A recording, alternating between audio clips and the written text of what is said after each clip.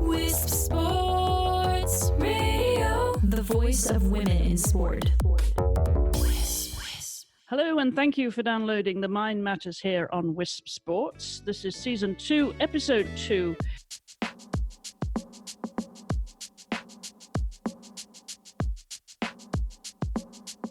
And I'm Chris Stafford. I think I'm the navigator here, but my pilot is Jenny Susser. Jenny, how are you doing? I'm good, Chris. How are you? I'm fine, but I'm just thinking that would be a good comparison, right? Because on this show, you kind of tell me where we need to go and I make sure you stay in your lane. I like it. All right. Well, you brought along a guest this week, someone we both have known for a long time, because she's really been around a long time, hasn't she? Even though she's now I'm older, feeling old. right.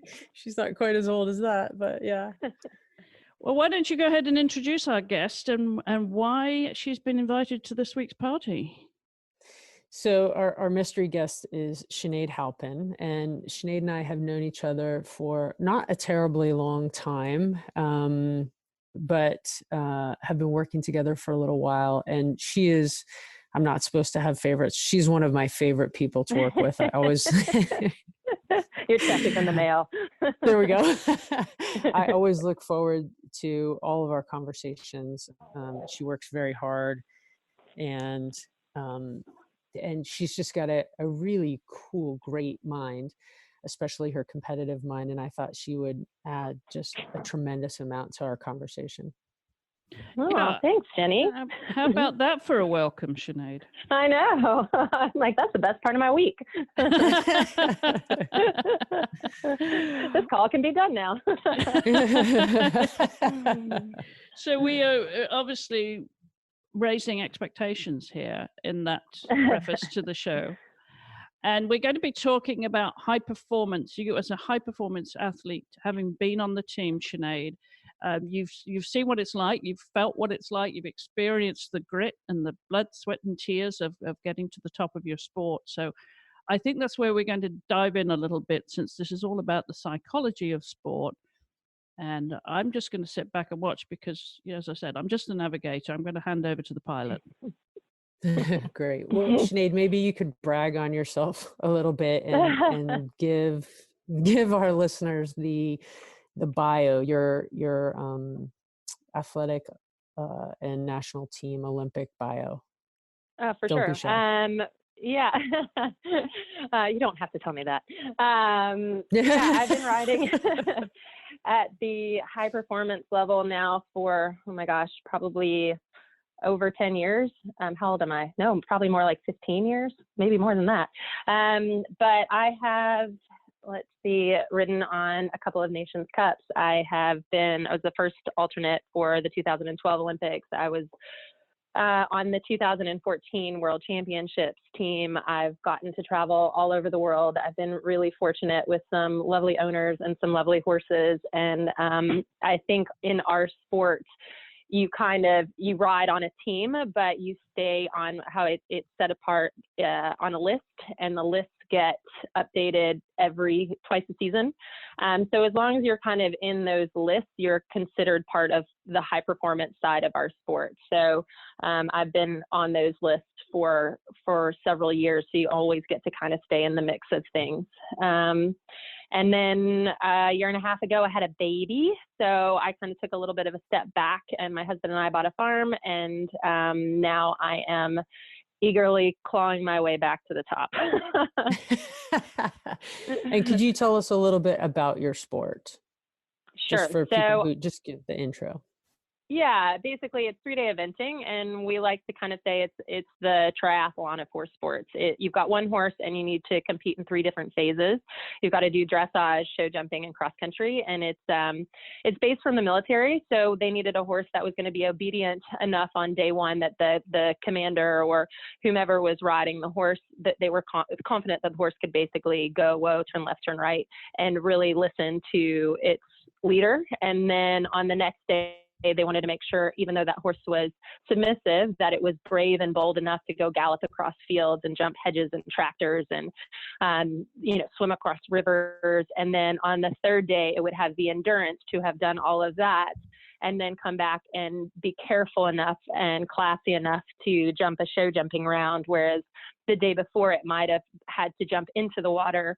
And then on the last day, it needs to jump over the water, over a water tray, over a rail. So that is kind of, that's where the sport comes from. And it's pretty exciting. Are there some good videos of you on YouTube doing any of the cross country?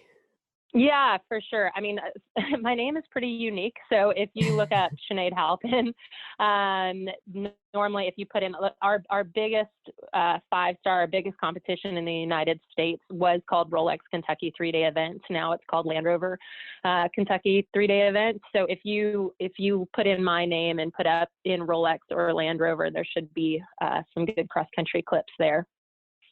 Yeah, and the cross country event. So there's the cool thing about eventing is that it combines the three. There is an Olympic event for dressage or dressage, as the eventers call it, and then there also is Olympic show jumping. But the thing that really sets apart the 3-day eventing is the cross country, and some of the things that they jump are unimaginable. So not only does this take a level of competitiveness and high performance, but is it courage or is it crazy? I still haven't decided. That's another title of a book there, Jenny. Right. So I was wondering if we could start with a question that I find to be one some people have a little bit of difficulty answering. So I'll trip you up a little bit right from the get-go. I'm guessing that you had a dream to be an Olympian all of your young life. Yeah. So one of the things that happens with a high performer is there's this moment, like this period of time where that dream goes from being a dream to being a goal. Right. And I'm wondering if you know that moment or if you could talk about that a little bit. I always find that really interesting because a lot of people get stuck in dream and never get to goal. Yeah. Yeah, for sure. I mean, I think it was pretty quick for me because I actually started in a different discipline of the horse sports. Like I grew up in a very kind of a small town. Like I would go to our local ballpark, honestly, had little horse shows on the weekends, and I'd take my pony to the ballpark and I would do little jumping rounds, and then I would do a Western class, and then I'd do a bareback class. And so I didn't even know that at that point that you could take a horse to the Olympics. I did not know it was an Olympic discipline.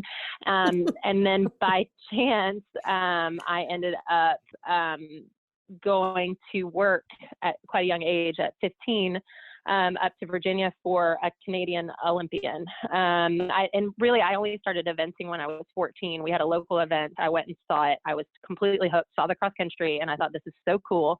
And really got into it then, and then went and kind of did what you would consider an internship for a summer. And right away, I was introduced to the high performance side of the sport. The person I worked for had competed for Canada for the Olympic Games, had competed in Europe. And that's when I really recognized this was a thing. And I don't think that there was one moment where I thought, oh man, I want to go to the Olympics. It was just, I'm going, this is what I'm doing. This is whether it's the Olympics or just the high performance level of the sport. I think when you're younger, a little younger, Olympics is the first thing that you think of, and you don't recognize that the Olympics is a level that you can compete at, and that there are several competitions that are at that Olympic level, and actually some that are slightly higher. And so that, I think when you're still almost in the dream phase, really, you're thinking Olympics, and when you get to more of the this is a goal, you look at the bigger picture and you start thinking, this is what I need to do to be able to compete at that level. Because in our sport, there are so many variables in getting to an Olympic Games, and I've been through 2 cycles of that. And whether it's injury to horse or injury to rider, and right now there's only 3 people in the country that are able to represent at the Olympic Games, and the chances of all the stars aligning, like if you make that your one goal, you could probably end up pretty depressed. So, I think, I'm not sure. I just ended up just recognizing that it was attainable and that it was doable, and I was around people with the same passion and the same goals, and from quite a young age. So I think there was never a moment that I thought about doing anything else, I guess. Wow, that's pretty cool. So in terms of things that you've had to like sort of take on as a high performer, so it was clear to you, and I'll tell you as an aside, I think that there is a personality trait called high performance. So for those of you listening, as you listen to Sinead talk, there's always a difference. There's an interesting difference in terms of high performance. Now, I've seen people perform at a super high level, whether or not they talk like Sinead. So you talk in a very different manner, and maybe you could even address that with regards to some of your students. Like, I'm sure you have students that say, I want to ride in the Olympics. Do they seem to have the same type of, I don't know if it's a belief or a mindset or the way that they talk about it? Am I making sense here? You know what I'm talking about? I do. Yeah, I do. And I think it's interesting that you say that, because it's something that isn't, I mean, it's not that tangible, is it? Like if it was, you'd just be able to say, do this, and then you'll get that. Right. You know, everybody has a different, I kind of find their equation, you know, of when you meet somebody or you're around somebody for a while and you think, yeah, that person's really going to get something done. And often I find, like with my students, I find it more interesting how they deal with, and it's probably a little bit because of my path, I recognize that strengthen them a little bit more, not when they're doing well, but how they deal with things when things are going poorly, if that makes sense. Like, do they keep showing up is like a big thing for me, you know, like, you know, and that I think would be what I would recognize in most of the athletes that I'm surrounded, like my peers as well, the people that kind of keep showing up, or the people that you kind of are you know, kind of there for a hot flash, and then something goes wrong, and then that's that. And it makes me wonder if about the personality out of the sport, that individual. What were you like then, Sinead, as a child growing up? You know, when you weren't around horses, were you sporty? Were you musical? Were you creative artistically? Was there anything else in your personality, I'm wondering, that made up the personality that you became when you got engrossed in the sport? That's an interesting question. I never thought about that. No, I agree. I mean, that's interesting. I mean, you know what? No, I was very shy. I didn't really connect with a lot of people in school. I wasn't involved. I was always riding, and I grew up on a farm, so I was always working. And I think in school it's hard because you're either part of a sport or part of a club or part of something, and that you know, and then you connect with people and you make friends, where I didn't really, you know, like I didn't really have that in school. So I was pretty shy. You know, the place I was most comfortable was in the barn and with the horses and with my, you know, my horse friends and that sort of thing. So, I mean, my family was very musical, but I tried.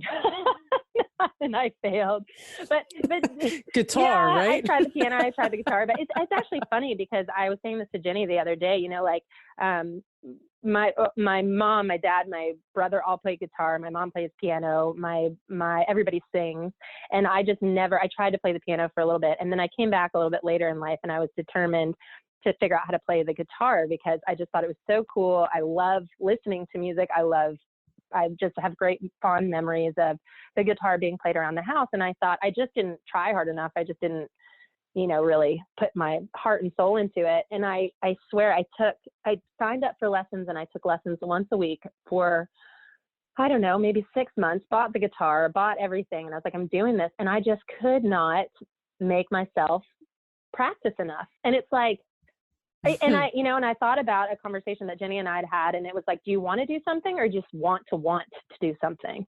And I recognized in that moment, I'm like, I'm not driven to play the guitar. I mean, like, I love the idea of it, but I'm just not going to put the time in. Where it's like, if I'm on vacation for 2 days with my family, I cannot get home fast enough to get on a horse. Like, there's no part of training that is a chore to me. Like, it's that there's nothing that would keep me from doing that. So I don't know, to circle back around to the childhood thing. I mean, I always just was in the barn. I was always working. That was my comfortable space. Like, that was just where I was. I really am very boring. I have a lot of friends that were awesome at other things and played sports, and my husband like did everything under the sun, and I just am like, nope, this is me. One lane. Like, So the sport itself then gave you the confidence, Sinead. It didn't come from you as a shy student, as a child. Then there wasn't inherent when you were going into the sport. It's something that came because of sport. It gave you the confidence. It gave you the ambition and the drive, and that focus. And I think the sport, as well as honestly the horse. Like, I love horses. Like. So I think there's something about an animal and something about kids and animals and growing up around animals and having a passion and being able to connect on that level too, like being a passionate, competitive person, but also having developed the empathy and the work ethic. And, I just think the horses are unbelievable.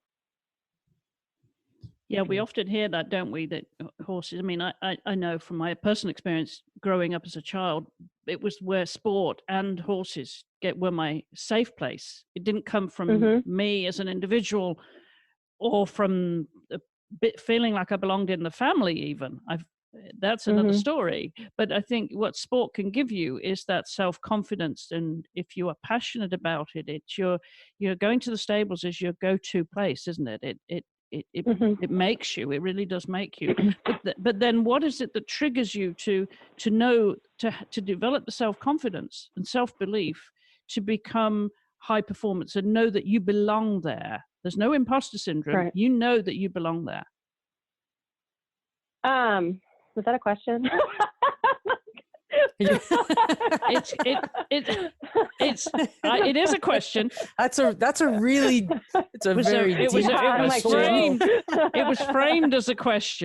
was framed as a question. I was like, is it rhetorical? No, it's framed. What is it that got you to the point where you felt like you belong? Well, to be honest with you, Chris, I don't know. I question that. It's not that I question that, but it's not like every day I wake up and think, I belong, I'm high performance, I've got this. Like, I think it's the pursuit of that. I think, look, in competitive sport, I don't think anyone ever is comfortable. Like, I'm not comfortable that I do belong. I'm not comfortable that I am high performance, but I strive to be high performance every day. I know what the path looks like. I've gotten there before. Every day, do I want to, get there a little bit better? Am I a little bit wiser? Am I, looking back, would I do certain things a little bit differently? Maybe, maybe not. But if I have the chance to do it again, absolutely. So I think high performance is where I want to be. I don't know if I'm there every day. And I think high performance is also, just like any sport, is very fickle. So it's having that sense of belonging. To me, that feels like you should be very comfortable, and high performance is getting good at being fairly uncomfortable, and being, and having that drive. Somebody should write that down. What? High performance is getting used to being uncomfortable. That's pretty cool. I want to point out a couple of just incredible things that you said. So the first one being, Chris, when you said about, no, this is not imposter syndrome, you actually believe you are there. So the funny thing about imposter syndrome and the research on it is that it is the highest of the performers that suffer from imposter syndrome. Lower level performers or non-performers do not have imposter syndrome at all. It is the high level. It's the great That's why irony I don't have it then. of the high performer. We can talk about that at another time if you'd like, Chris. But, and that's so I want to point out the importance of the honesty there. And, a lot of us look at someone like Sinead with her level of success and think, okay, she's got it going on. She knows what to do. She believes in herself. This is a non-issue. But in my experience in over 20 years of working with high performers like Sinead, it is their relationship and their belief in their high performance remains sketchy, tenuous. What did you say? Fickle. I think that's one thing that's so important, because I think that people that strive to get there, a lot of them get stopped because they think, I go back and forth on whether or not I can do this. That must mean I'm not made for it. And I think that that's really the part of what makes you made for it, is that you're like, okay, like what you said about your students, it's the ones that when things are going badly, that the ones that continue to show up. That's much more telling. So I think that was, that an important answer, especially for everyone listening, who's thinking about, okay, how do I up my game? How do I increase my level of performance? Because a lot of times it's a big mystery.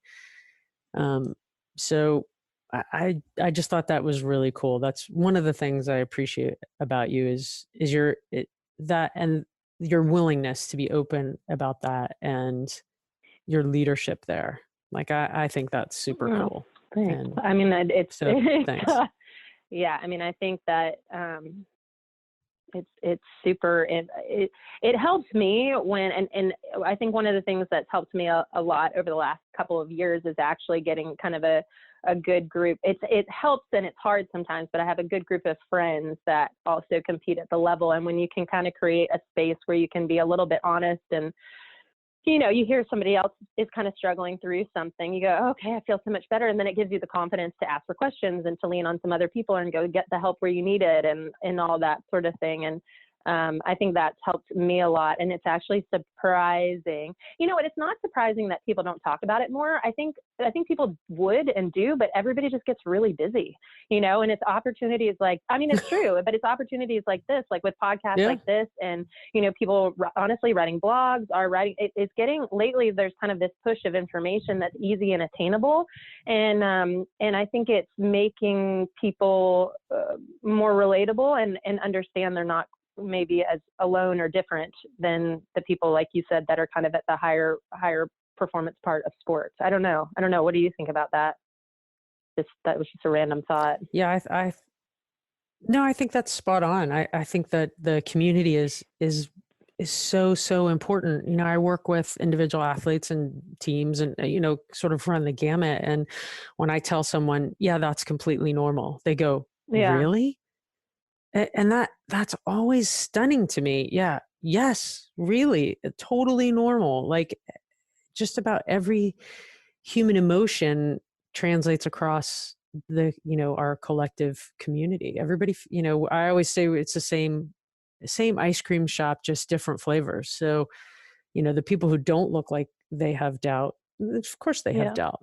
And so that's why I think that the new access to information with blogs and podcasts and people, sort of coming clean and admitting, well, I'm afraid to fail, or I worry, or, high performance is fickle.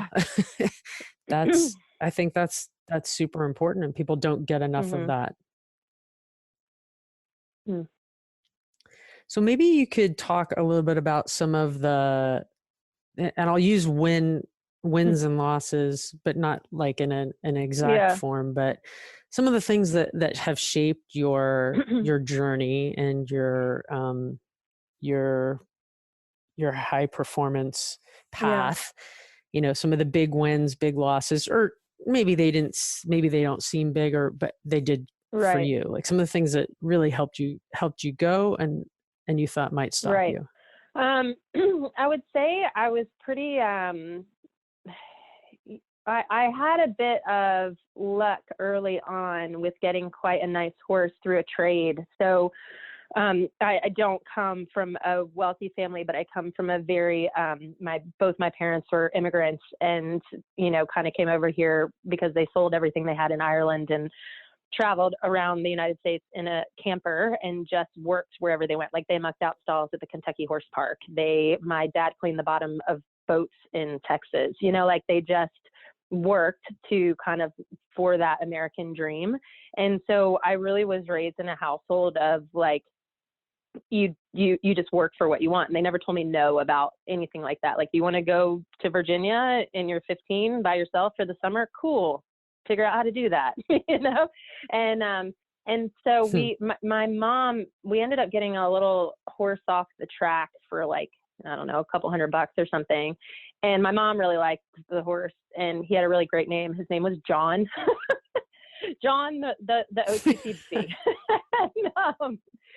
I think he was 3 coming 4 or something. Anyway, he scared the bejesus out of me. I mean, he was really athletic, but anyway, I took him up to Virginia with me when I went up there to work for the summer when I was 15, and then when I was 16 again. And the person I was working for, I think, saw a lot of talent in this horse, but when he just had my number, he had my number. So long story short, about 2 years after I got the horse, my trainer at the time ended up trading me this kind of older horse that had, wouldn't pass the vetting, but had gone through the intermediate level. And, it really, in hindsight, I'm pretty sure he just couldn't sell it. And he saw this 6-year-old, beautiful, talented thing. And he just thought, sucker.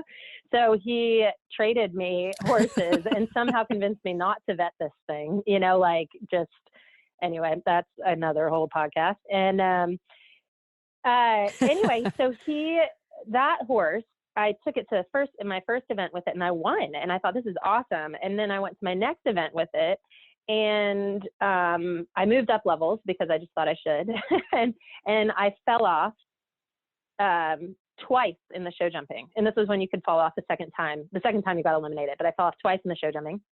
And he was riding my horse and he won on it. And the next event, nice. I went into the ring and I fell off in the show jumping over the first fence, right? And he won the event on my horse. Long story short, which I think I've said when this story started getting long already, was that horse it was quite a bad stopper. And what we did, we just went back to the beginning and started at the lower levels, and it was just building back trust. And the horse ended up coming through when I was 18, and I won my first international with him up in Canada. And then the next year I moved him up and I was top 10 at my 3rd international. And then when I was 19, I ended up jumping around my first season of Advanced and going to a 3-star, which was a huge international competition at 19, and was one of only 10 to make the time on cross country. And it just was like, so this was with I really learned how to have the relationship, get through all of this struggle. It was I got to kind of, they came up to me after the cross country, they being kind of the powers that be behind Team USA. And they said, we want to trot your horse up for the team after your show jumping tomorrow. And this was my first brush with kind of high performance, right? And here I am, this 19-year-old kid.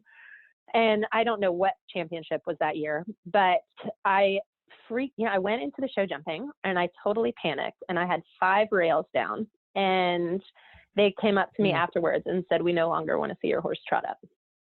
And I was like, burn.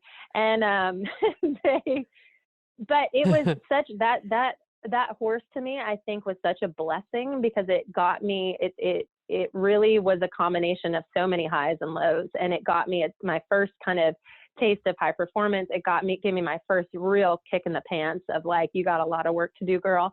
And, but it also, I ended up, meeting some interesting people. And I think that it was just how it all ended up playing out. And I wouldn't change a thing about it. I'm glad I was so naive that I made that trade, and that horse that I traded for this one ended up going all over the world competing at the 4-star level. Like, it was a wicked talented horse, but it just was not the horse for me at the time. Whereas this horse that came along, Killian, just really was, just taught me such a lesson. So I think that was kind of an interesting, kind of high-low win-loss.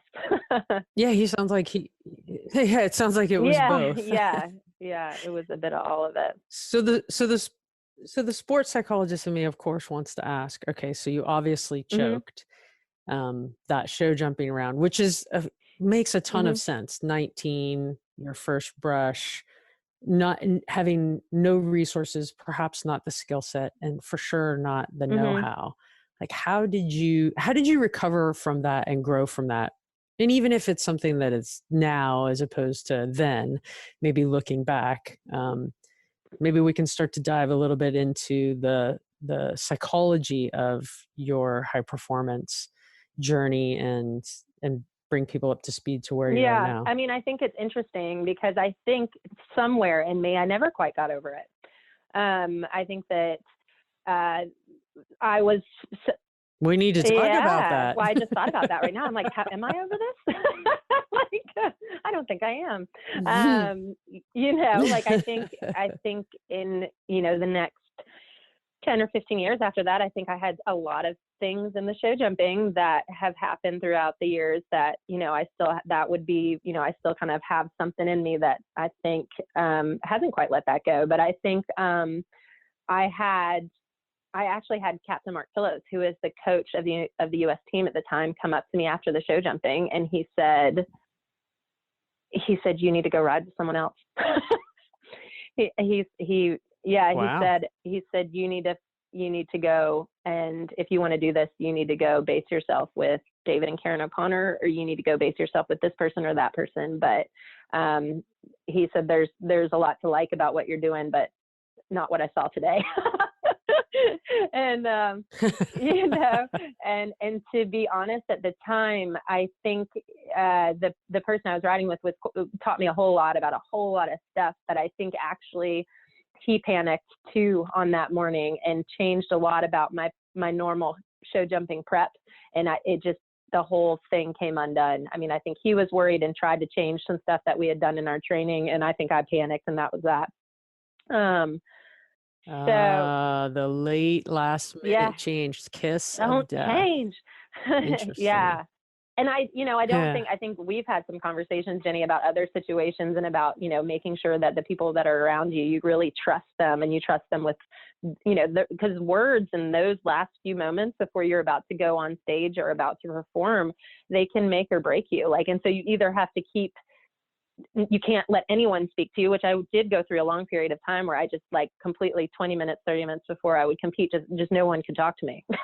Like, I don't trust a soul, you know, and then you slowly start realizing that's not really going to help. So figuring out people in your circle that you trust, and you know me, I'm still trying to figure that out.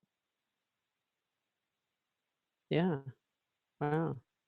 That's pretty Analyze cool. that, Jenny, go. So analyze that. I can't wait to. I feel like I'm doing it. You know, right I'm doing it. When's our next session? Exactly. Yeah. So you had 2 cycles, so a cycle is a 4-year. The Olympic cycle, when you're playing that game, it's a 4-year cycle, no matter what sport, because every sport has its different, you know, so swimming, when I was swimming, our 4-year cycle was the Olympics, then the next year was Pan Ams, then the next year was World Games, then the next year was Pan Pacs, then the next year was the Olympics. So it was always, you know, there was always the cycle indicates the major competition for that year. So you spent 2 cycles on the high performance national team. Then your horse Tate retired, and then you had a baby, and so now you're jumping back in, and you want to leap to there and start talking about that and your new found relationship to your mental toughness training, and how it, you know, a little bit about that. Whatever you feel comfortable talking about. I'm an open book. There are chapters I don't even know are in there. Thank goodness. So right, I think, you know, I think it is very difficult in the whole idea of kind of pausing for a moment i.e. that moment being 9 months to have a baby, because you feel like you're going to get left behind in sport. And I think women in sports, in all sports probably feel that, like I can't take a break, because our nature is to, work harder, work faster, work longer than everybody else. So that's your edge. And so to physically have to take a moment was very hard for me. And, and I mean, I rode right up, and I think that's a personal decision for everyone, but I rode up to 10 days before Brooks was born, and I was back competing 3 weeks after Brooks was born. But talk about, not being able to stay fit and really limiting my hours in the tack, and then all of a sudden having a newborn and trying to juggle all of that. And also the fear of, am I going to be the same person after this baby is born? Am I going to be scared? Am I going to have the same drive? And I had a lot of kind of fear about all of those things, I think. And I had to keep kind of letting myself off the hook, saying, well, if you do change, you're the driver of your own life, then just change. It's your decision, but, it was very difficult. And actually, when you were talking earlier about wins and losses, I still think I didn't handle that the best. I think even with some of my friends that were still on the high performance cycle, like I found myself like jealous and resentful and kind of lashing out at times. That was completely unnecessary, because I was kind of just on a different path for the moment, and so I think looking back on that, I think I've learned a bit from that too. And then realizing that actually, I think having that break and kind of reassessing the whole picture has made me a lot stronger and a lot more confident and a lot more driven and a lot more, like I think I came to you, a couple months ago and said, okay, like I want to be involved in the next 2 cycles. The Olympic year is this year. I need a horse this year is the year to get my horses for the next Olympics, and I need to get this ball rolling. And how do we go there? How do we get there? And I think, here we are, kind of a few months, or not even a few months, I guess we're just the first month into 2020. And we've got, I've been back at the FEI level. Right. Actually, I did a FEI competition at what we would call an international kind of 2 months after Brooks was born, but I did it very poorly. But I did it. And, and so right now I'm kind of. But that's actually. Sorry. That's actually pretty important, that you did it. Okay, you did it poorly, but, you just had a child. Yeah. And, so I think that's actually important. To not that you were willing to go out there and go after it. And it was a horse that he's quite a tricky horse, but I actually trusted him quite a bit as far as like my safety, i.e. was concerned, but to kind of get back out there and do it. But yeah, I mean,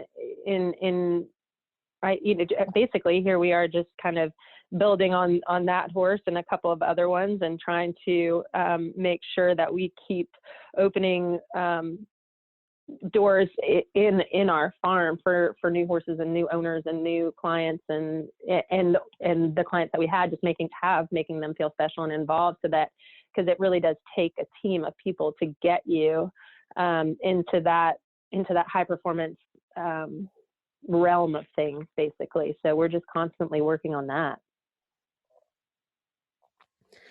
So maybe you could talk a little bit about like your day-to-day mental toughness, sports psychology, high performance, like your mindset work that you do on a daily basis. Yeah. I think one of the things that separates,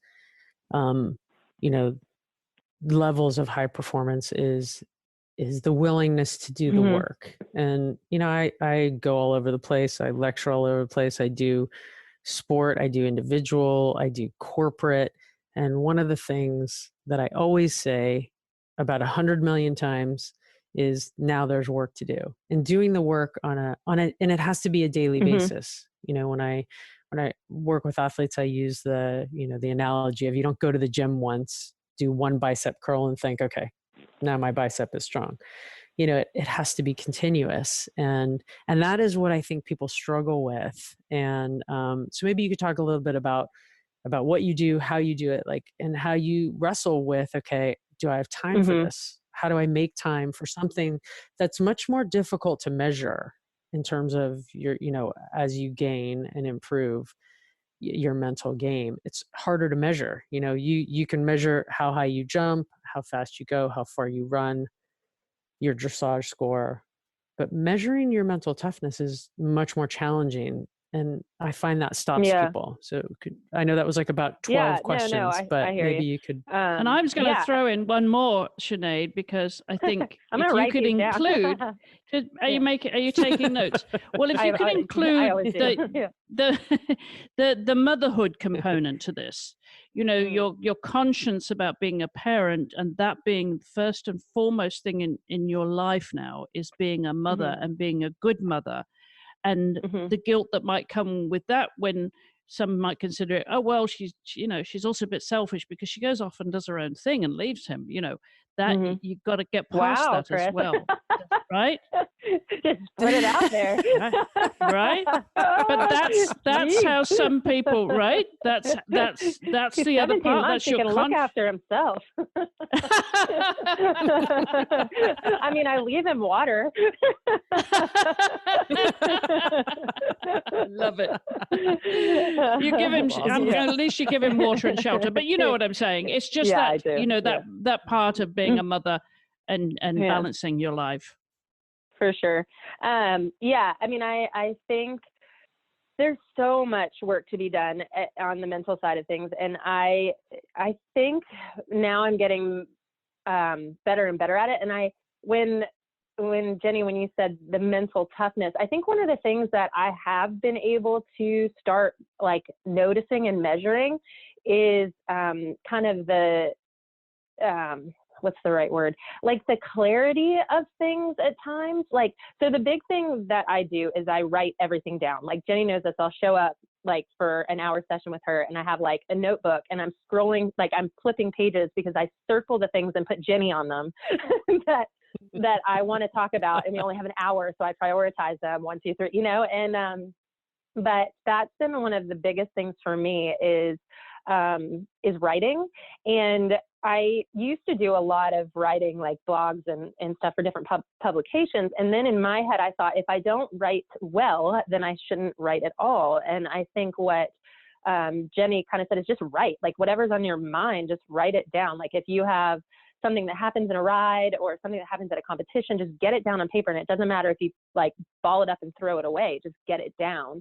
And I started doing that every day. I do that every day. Sometimes I do it 3 times a day. If you look on my phone, my notes on my phone, I have from the 3 rides that I had today, I have different things written down, just little takeaways from a ride that I learned or I picked up, or a technique or something that I noticed. And, I do that constantly. If I'm feeling a little bit behind or a little struggling or a little bit I'm looking at somebody else and getting a little bit they're doing this and I should be doing that, I sit down and I write down my goals and 3 ways to get there, and something that is tangible and something that I can do and something that I can cross out. And I think that has been huge for me. And I think getting some of those just stuff down on paper, it's given me some kind of a tool to find my way through some areas that I am unsure.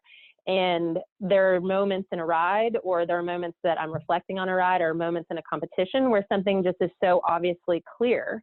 And I think that really comes from getting a lot of the clutter out of my head down on paper and into the trash.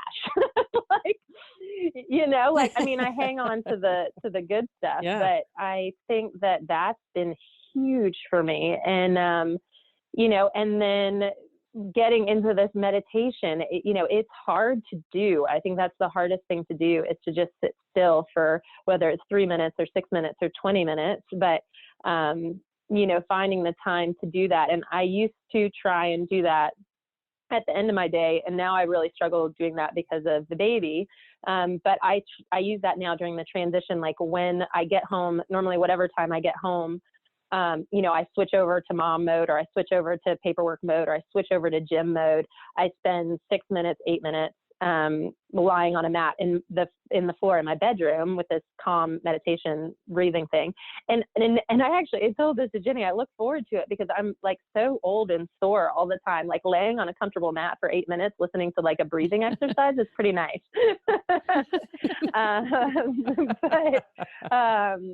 So those are a couple of things that really, it's not major stuff, but and also feeling like if something interesting happens, I can write it down, circle it, hang on to it, and then,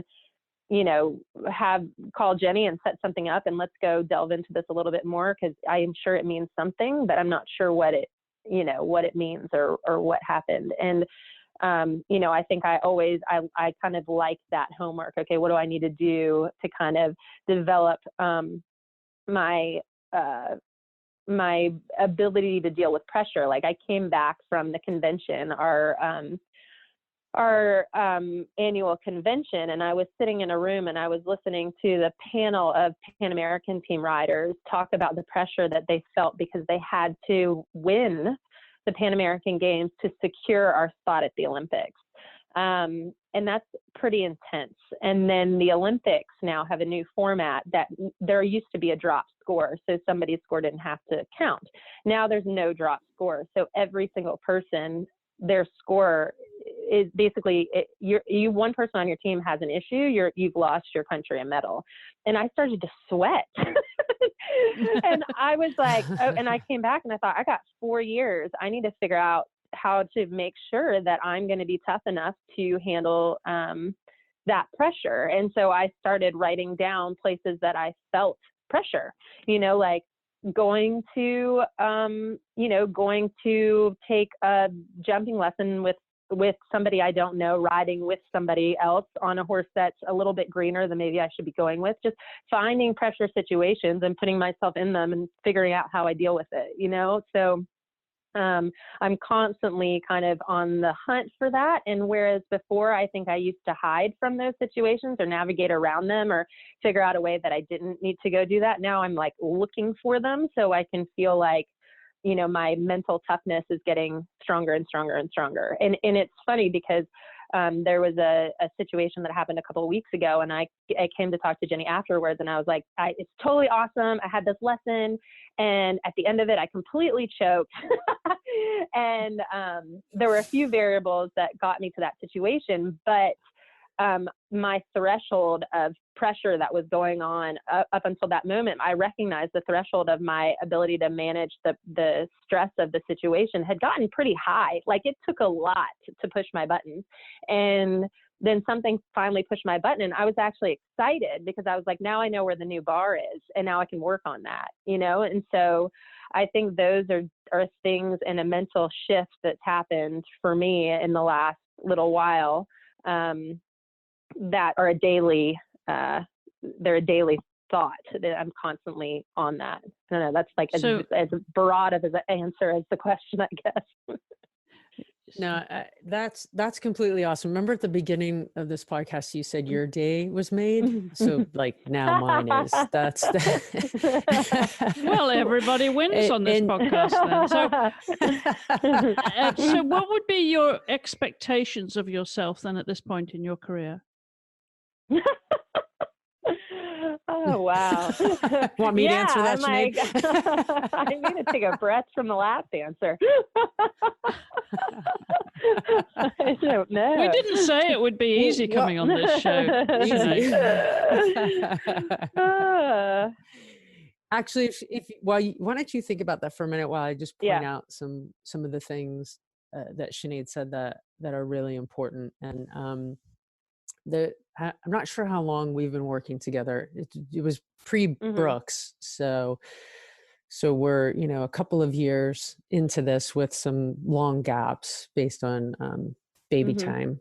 But the cool thing that I'm hearing is really how the diligent daily work begins to then pay off. And the extraordinary thing that you were able to communicate was the subtlety of it. So physical training has has, like boom, answers. You ask a question, your body answers. You ask a question of your horse answers. You go to the gym, you have a result. You ride your horse, you have a result. So the investment has a visible return. And I talked about this earlier about how hard it is for people to begin to track and trace and measure their sport performance, their psychology, their mental toughness improvement. And that's where the tenacity comes in. And so the writing exercise that was such a good fit for you, doing that over time created so much space. And it really is the time. This is the hard part about my job and my relationship with people, is that, people will call me and say, "Oh, I've got a huge competition tomorrow. Can you help me?" And I will say no. I don't do tips and tricks. This is a long-term commitment, and you have to commit to your mental, emotional, psychological fitness on the same level as you do to your physical, and your technical, tactical, and strategic fitness. And so listening to this, and, when you came to me a couple months ago and you're like, "Okay, listen, I want to be on the next team. I got 4 years. What do we have to do?" I was like rejoicing. Okay, great. Here's the plan. Here's how we execute.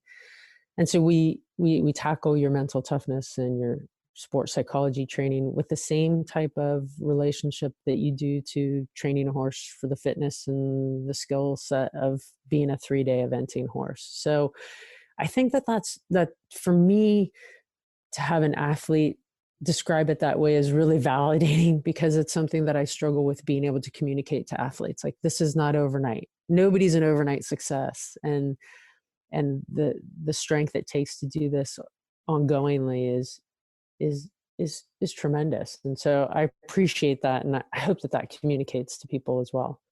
Well, and I think it becomes like, I look forward to that, like I look forward to when I can get something down on paper now. And I think creating those habits, at first it was a little bit like, it's a little bit of a struggle, like you said, to find the time, but like now it's like burning. If there's something I got to get down on a piece of paper, I just got to get it down. And I look forward to that. So I think I can breathe a little bit more once it's down. So it just feels better. That's awesome. Chris, do you want to ask your question again? Are we talking about expectations, or me leaving my child alone in the world?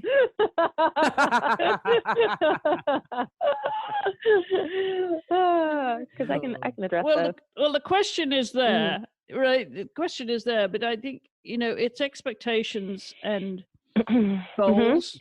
They're two different things. Are two different things, but in terms of the work that you've done with Jenny in sports psychology, in the mental game, and the preparation now, has that made you a different athlete in terms of your own personal expectations? That is an interesting question. I mean, I think, yes, I think I'm ever evolving as an athlete. And I think this has certainly made me wiser and more confident, that's for sure. And that will hopefully continue down that road. I think the expectation or the goal previously, like my last kind of couple times around, was I just want to get there. I want to get there. I want to get there. I want to get to the games. I want to get to this. I got to be on these lists. And now I want more than that. Now I want to get there, and I want to be ready. I want to be armed and prepared, and not get there like I have gotten there a few times before and gone, oh shit, And because of that, I think I made a couple of mistakes, just not having kind of the tools and the armor I needed to deal with the experience, and it's simply that. It was just simply not knowing what I needed. And I think now the expectation is to get there and to be as prepared as possible. And then if you can show up like that, then I think you can be a lot more comfortable with whatever the outcome is, because you've done the work, you're prepared, and you're hopefully your chance of success is a lot stronger. That answered it very well. Thank you. Yeah. Yeah, that was great. awesome. Well, thanks for asking. I hadn't thought about it. Yeah. Mic drop. Like, stop talking now. Helping out. Yeah. Well, that was great. I don't know that there's much to do after that, Chris. No, I really don't think there is. I think you've really helped people, I think, understand, it's a web that you weave in life, isn't it? It is just, there's so many pieces to it, and some parts of that web are thinner than others, but as you said, it's strengthening every strand to make you better prepared to ensure that the expectations do meet performance and deliverables. And it's a big piece of pie and lots of pieces to it. So I thought that was really helpful. Thank you, Thank Sinead, you for having me on. opening Yeah, up this was really fun. and for being brave enough to come on the show, because as I said, we don't make it easy. No, no, I'm going to warn the next people. Don't do it. Do not go on that show with Jenny and Chris. Do not do it. No. You will not come out of it well. Be armed. No, I think what you guys are doing is awesome. And I think the more, like I said earlier, I think it's just so cool that this type of stuff is getting out and getting more accessible, because I think it will give people some tools. And I think that, again, the more that you do whatever, you recognize, you don't have to be an expert at everything, but as long as you know someone that is, they can help you out. So thanks, Jenny. Yeah. Awesome. That was great. It was brilliant. It's brilliant. Absolutely Excellent. Brilliant. Very, very good. Yes, it was brilliant. Yes, as you would say. Well, I think that about wraps it up for this week, doesn't it? I think so. All we have to do now is just make sure everybody knows where they can follow you on social media, Sinead, and your website. Yeah. So my website is copperlineequestrian.com. And you can also follow me on Instagram. It's Ace Equestrian. And so Ace stands for Access Copperline Equestrian. And the Facebook page is Copperline Farm. Copperline after the great James Taylor song, Copperline. Yeah, I think those are my, what are they? Handles, hashtags, all my things. Yep. Yeah, exactly. All of that. And if people really want to follow your progress to your next big goals, tell us the names of the horses they should be following. They should be following a horse called Cutty Sark, like the ship and the whiskey. There is a horse called Attila de Alou. Attila for short is a beautiful new French horse that came over about a year ago.